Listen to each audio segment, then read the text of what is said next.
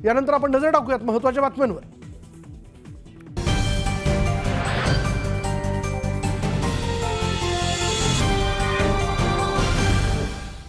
महत्त्वाच्या बातम्या प्रायोजक घरकुल मसाले, स्वाद आणि मायेचा खमंग मेळ।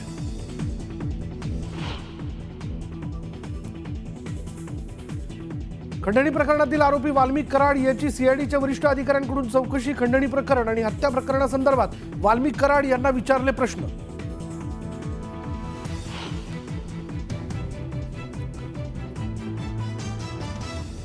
संतोष देशमुख हत्या प्रकरणी अजूनही 3 आरोपी फरार। आरोपी न सापडल्यानं सीआयडीवर टीका।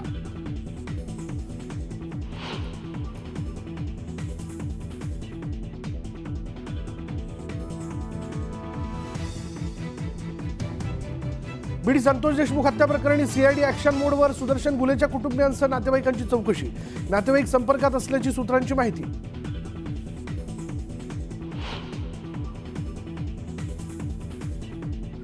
संतोष देशमुख हत्या प्रकरणातील मस्साजोगचे ग्रामस्थ आक्रमक। जलसमाधी आंदोलन करत आरोपींच्या अटकेची मागणी।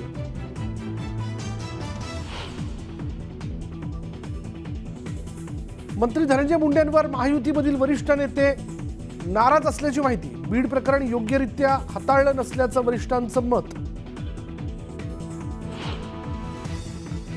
रत्नागिरीत ठाकरे गटाला मोठा धक्का बसण्याची शक्यता। माजी आमदार राजन साळवी पक्षाला रामराम करण्याच्या तयारीत असल्याची चर्चा। मुख्यमंत्री देवेंद्र फडणवीस गडचिरोली दौऱ्यावर। अतिसंवेदनशील पेनगुंडा गावाला भेट। वर्षाच्या सुरुवातीलाच मुख्यमंत्री पदाचा पदभार स्वीकारल्यानंतर पहिलाच दौरा। एसटी महामंडळाचा 1310 बस भाडेतत्वावर घेण्याचा निर्णय। वादाच्या भोवऱ्यात मुख्यमंत्र्यांकडून निर्णयाला स्थगिती देत चौकशीचे आदेश। सूत्रांची माहिती।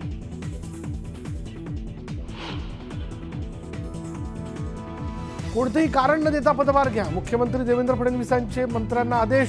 महायुतीच्या डझनभर मंत्र्यांनी अद्यापही पदभार स्वीकारला नसल्याची माहिती।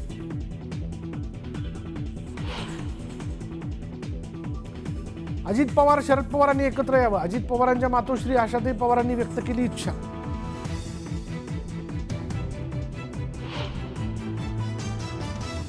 सव्वीस अकराच्या मुंबई दहशतवादी हल्ल्यातील पाकिस्तानी वंशाचा तहव्वूर राणाला भारतात आणणार। राणाला भारतात आणण्याची प्रक्रिया राजनैतिक माध्यमातून सुरू।